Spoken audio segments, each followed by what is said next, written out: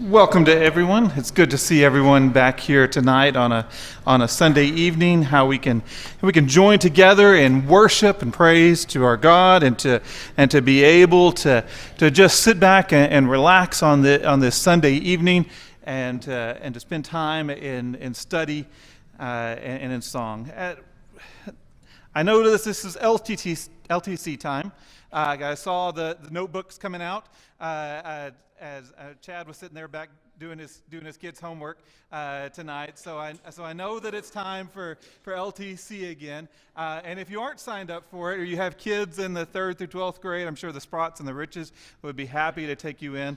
My wife and I did that ministry for several years here at Oldham Lane, and just I know that it's very beneficial to the kids as they continue to grow up and learning that. This year they're studying the life of Moses, so they're covering all the way from Exodus to through Deuteronomy, and the stories that go through that. And I want to take one of the stories that comes from there as we take a look at this tonight, and I want to specifically come from Exodus chapter 7, and the story of Aaron's rod turning to a snake. So when I thought of this, I thought of this from 1981. Doesn't seem like it should be that long ago. But Indiana Jones, the character here, Harrison Ford, just come off making a couple of successful movies as Han Solo, but he branched out with Steven Spielberg and made this new movie, Indiana Jones. And in this movie, he has this fear of snakes. This almost seems out of character. Our very first introduction of the hero in the Raiders of the Lost Ark, it sets up Jones as a fearless adventurer, one that is calm, collected, and quick with a bullwhip that he carries around with him. Within the first few minutes of the film, Jones is dodging booby traps, leaping over a bottomless pit, outrunning a huge boulder, and makes his escape to a waiting seaplane while narrowly avoiding being shot with poisoned blow darts by a tribe. Jones allows himself to relax until the seaplane pilot's pet snake Reggie starts crawling up towards him. And in this, he starts getting very uncalm, just like he was for the first few minutes of the movie, to the point of being anxious and starting to yell at the pilot. The fear of snakes, known as ophidiophobia, I'm not sure I pronounced that right, is one of the most common fears of people. In 2022, there was one poll that placed it as one of the top fears for Americans. Nearing 1/3 of all adults have some fear of snakes. And 2/3 of those who do have a fear them a lot. They become paralyzed at the sight of a snake. And in this movie, it's kind of justified because this quote comes from a scene when the roof of the Well of Souls is moved away. The character Salah notices that the floor of the chamber seems to be moving. And you can see the "I hope I'm wrong" look come across Jones's face as he takes a torch and drops it to the ground, and his fears are realized. The floor is littered with deadly snakes, prompting the iconic line, "Snakes? Why did it have to be snakes?" His one fear of this iconic, brave character. But in Exodus chapter 7, we see a different story. We see how snakes are used to display the power and the purpose of God. And as we take a look at this story in Exodus chapter 7, let's read through that real quick, and then we're going to dive deep into the story and some of the potential messages for us as individuals and how we can continue to grow from this. From Exodus chapter 7, beginning in verse number 1. "And the Lord said to Moses, 'See, I have made you like God to Pharaoh, and your brother Aaron shall be your prophet.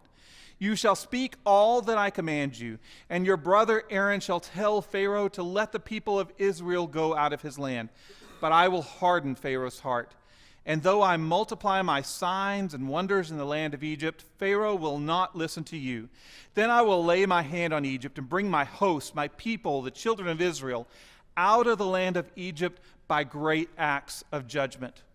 The Egyptians shall know that I am the Lord when I stretch out my hand against Egypt and bring out the people of Israel from among them." Moses and Aaron did so. They did just as the Lord commanded them. Now Moses was 80 years old and Aaron was 83 years old when they spoke to Pharaoh. Then the Lord said to Moses and Aaron, "When Pharaoh says to you, 'Prove yourselves by working a miracle,' then you shall say to Aaron, 'Take your staff and cast it down before Pharaoh, that it may become a serpent.'"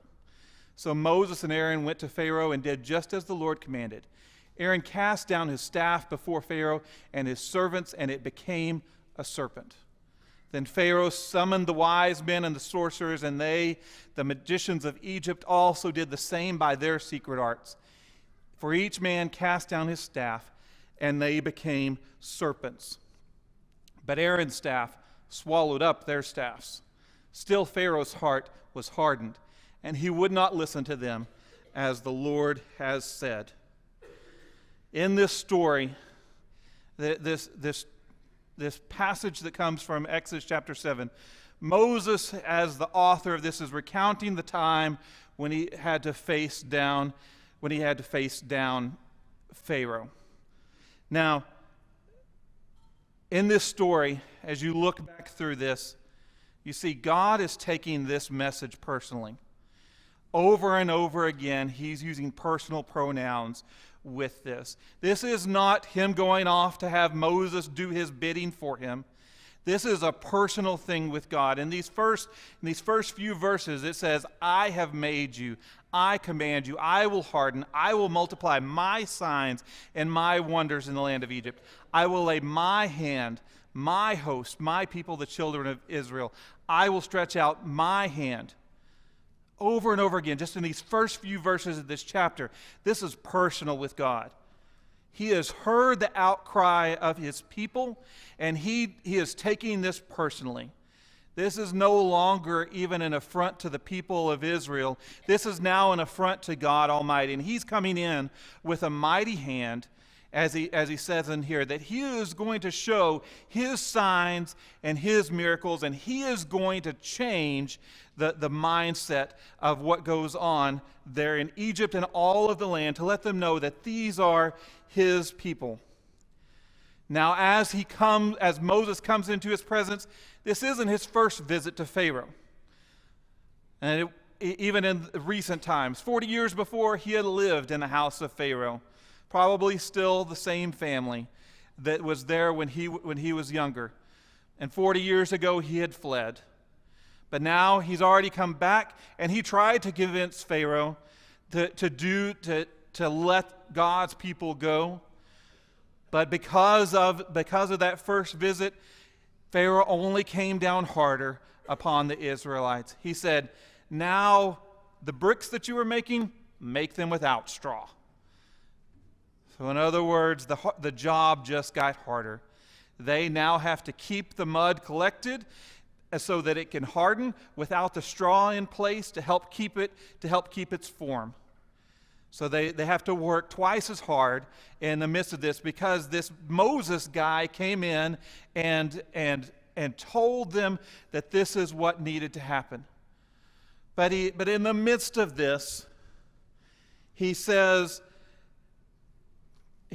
Pharaoh, he still is telling Moses, "Tell Pharaoh to let the people of Israel go."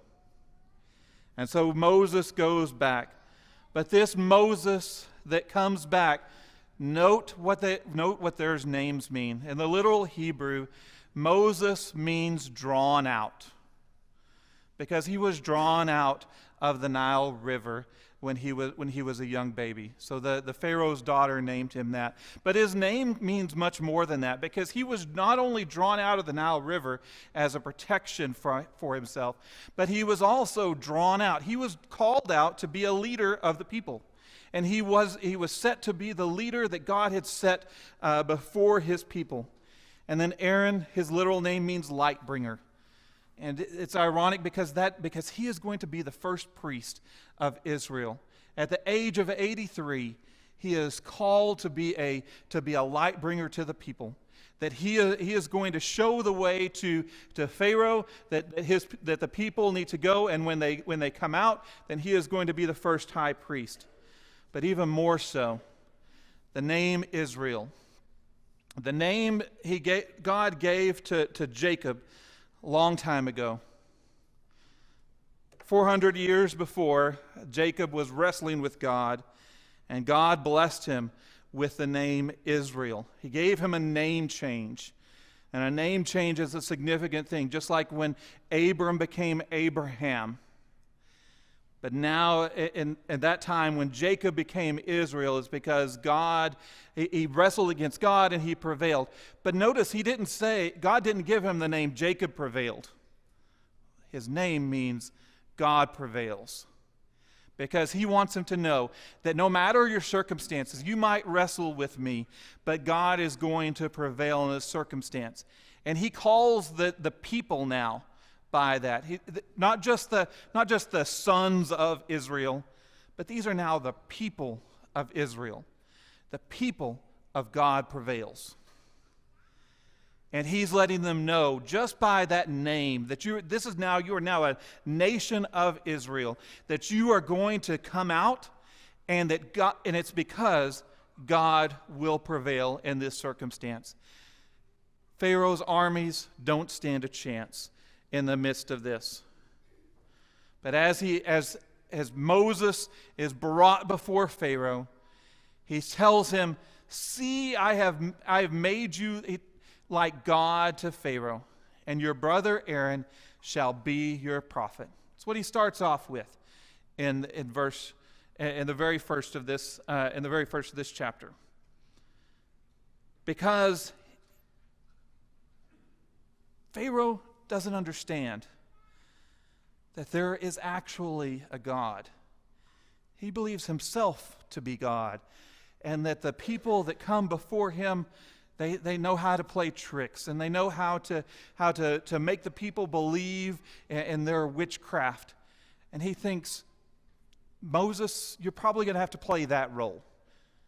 You're going to look better than the people there, but Pharaoh just isn't going to understand for a long time. And you're going to have to play that part. You're going to have to play the part of letting his people go, because Pharaoh just doesn't understand, but he will. But at this point, he doesn't understand. Pharaoh believes that he is God on this earth. But I'm going to show him something different. I'm going to show him that God can work through people, and specifically you, Moses, that you are going to be like God to him. Notice he doesn't say, I'm going to make you a God. I'm going to make you like God. And this is also a message to Moses, because if all of a sudden you have miraculous powers that you believe that you can cast down these plagues upon Egypt, and you think that you have that power, notice he's telling him, you're going to be like God, but you're not him. I'm still him. That God who sits on high, Jehovah who sits on high, is still the God of the universe. And you're going to represent me to him. But in verse number 3, he tells him, he said he is going to make Pharaoh's heart, his inner man, stubborn or hard, depending on the translation that you read from. But God, it says that God hardened Pharaoh's heart. And that's always a troubling thing for us. It's like, why didn't he just soften it? If he can harden it, why didn't he just soften it and let them go at the very beginning? But you have to look at, where was Pharaoh to begin with? We don't know the state of where Pharaoh was at before. Pharaoh, as I said before, believed that he was God. And if he was just to let people go without a change in attitude, what will that represent? And we see that it's not just even a state, as we take a look at him going through the 10 plagues over these next 8 chapters. He put his own pride and his own selfishness before the needs of his people. his country gets completely decimated by plague after plague for 10 plagues, until finally on the 10th plague, it finally touches his house directly in the killing of the firstborn. And it's not until that point that he finally begins to allow the people to go, only to chase them to the Red Sea. This is an example of strong but poor leadership. You can have strong leadership that's not in the right. They have to be both for it to be good leadership. Now, as he goes along, he tells them that he is going to multiply the miraculous signs to help convince Pharaoh that this is the change that needs to happen. He's going to rescue his forces, his people, the Israelites, from the land of Egypt with great acts of judgment. And he's going to raise his powerful hand so that they will know that he is the Lord. And that's the point behind this. He uses this as a lesson to help them all know, not just the people in Egypt, but also the people in Israel, to know that he is the Lord. So he says to Moses and Aaron that Pharaoh is going to demand a miracle. And here's what you're going to do. You're going to take your staff, Aaron, and you're going to throw it down in front of Pharaoh. And it's going to become a serpent. The serpent, the tanin, in the Hebrew writing. Now, this is a different word than is used in chapter 4. In chapter 4, he uses the word that Moses' staff became a nakash. That's a regular snake. It's a strong snake, but it's just a regular snake that you would find out there. A serpent is a mythological being. These are going to be what the Egyptians truly revered. Probably something like a cobra snake, at minimum. But it became something powerful. In chapter 4, we see that he gave this sign of the Lord's power. And it says, Then Moses answered, But behold, they will not believe me or listen to my voice, for they will say, The Lord did not appear to you. And the Lord said to him, What is that in your hand? He said, A staff. And he said, Throw it on the ground. So he threw it on the ground, and it became a serpent. And Moses ran from it. Now, think back to chapter 7, what we just read. In chapter 4, when God told him to throw this on the ground, this is just after the burning bush. He's standing before God in a bush that doesn't consume. And God's trying to convince him, here's what you're going to do to convince the people to believe in me. And he tells him to throw his rod on the ground, and when he throws his rod on the ground, it becomes a nakash, a snake. And what does Moses do? He flees from it. He runs. But God gives him the courage to come back to it. He tells him to take, the Lord said to Moses, Put out your hand and catch it by the tail. So he does. He puts out his hand, and he caught it, and it became a staff again in his hand. That they may believe that the Lord, their God of their fathers, the God of Abraham, the God of Isaac, and the God of Jacob, has appeared to you. This is going to be one of the signs that you are going to give. When Moses was challenged by God to face Pharaoh, Moses questioned why Pharaoh would pay any attention to him. In response, God had Moses throw his staff down. The staff immediately turned into the snake. When Moses picked up the staff again, it turned to its original wooden form. And when he calls again here in chapter 7, he said, it's challenged by Pharaoh and his sorcerers. This time Yahweh called on Aaron to throw down his staff, and he turned it into a tanin. But why did they do this? To let them know that this is what needed to happen, so that they could believe. In verse 30, skipping down to the end of the chapter, Aaron spoke all the words that the Lord had spoken to Moses, and did the signs in the sight of people. And the people believed. And when they heard that the Lord had visited the people of Israel, and that he had seen their affliction, they bowed their heads and they worshiped. Yahweh could turn a staff into a snake and turn the snake back into a staff. The snake has no power, but God had complete power over it. In the garden, we see the serpent, but even in that, God is the one with ultimate power. The miracle of turning wood into the serpent was the inspiration that Moses needed to give him the strength to face Pharaoh. Yahweh is the God of life. He's not the God of order. He's not the God of chaos. He's not the God of disorder. He's not the God of death. That's Satan. And Satan wants us to believe that he can transform us and he can give us what we need. But that's a lie. It's not the truth.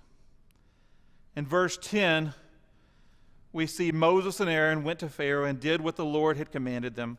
Aaron threw down his staff before Pharaoh and his officials, and it became a serpent. So Pharaoh called his wise men, his skillful, shrewd men, not the wise men we see at the Magi, but the sorcerers who practice witchcraft, and the Egyptian magicians. Those are people who just have sleight of hand and to be able to trick, more like a court jester than anything else. And they did the same thing with their magic. They used secret arts, enchantment to do this. But what were the magicians and the wise men able to do? They were able to create that lie. They were able to turn a staff into a snake. But were they able to change it back? No, only God can create order out of disorder. And when we see this, that's the difference between transformed by God and transformed by a magician. When we try and take the world's solutions to our problems, when we try and reach out for the solutions that we see in the world that we think are good things versus looking at what is the good thing from God and following after His plan, all we're going to get is disorder. But God calls us to follow after Him. He gives us word for word what He wants us to do, and we worship Him because of that. They threw down their staffs in verse 12 and became serpents, but then Aaron's staff swallowed up their staffs. They were not only able to transform back to a staff, but God's staff, the staff that He used through Aaron, was more powerful than Pharaoh's staffs. And why is that important? Because Satan's magic is only a cheap copy of what God has. He'll try and show you good things, but it's only a cheap substitute for what we need. Now, it also says that it was swallowed up. And there's 2 times in this Exodus story that word balah for swallowed up is used. It's at the beginning and at the end of the plagues. And this story of being swallowed up by the power of God is important because it bookends the 10 plagues. You see, in chapter 7, the protectors of Pharaoh were swallowed up. The snakes in Egypt were the protectors of Pharaoh. You'll see them emblazoned on their crowns, on their headpieces, because they were their protectors. But God was able to swallow up Pharaoh's protectors. And then in chapter 15, at the end of the 10 plagues, when they're in the Red Sea, they come and there's the swallowing up of Pharaoh's army. In chapter 15, verses 11 and 12, Miriam says, "Who is like you among the gods, O Lord, glorious in splendor, performing great wonders? You raised your right hand, and the earth swallowed our enemies." This bookend of this is that God is in control. In the midst of what looks like chaos, God is always in control, and His power is greater than anything else. But even after seeing this, in verse 13, Pharaoh's heart, however, remained hard. It remained resolved. He refused to listen, just as the Lord had predicted. And thus begins the 10 plagues. that attempt to soften the heart of Pharaoh. And for the first two plagues, the plague of water to blood and the plague of frogs, the magicians can even duplicate what's happening, but they can't transform it back. Same as with the staff.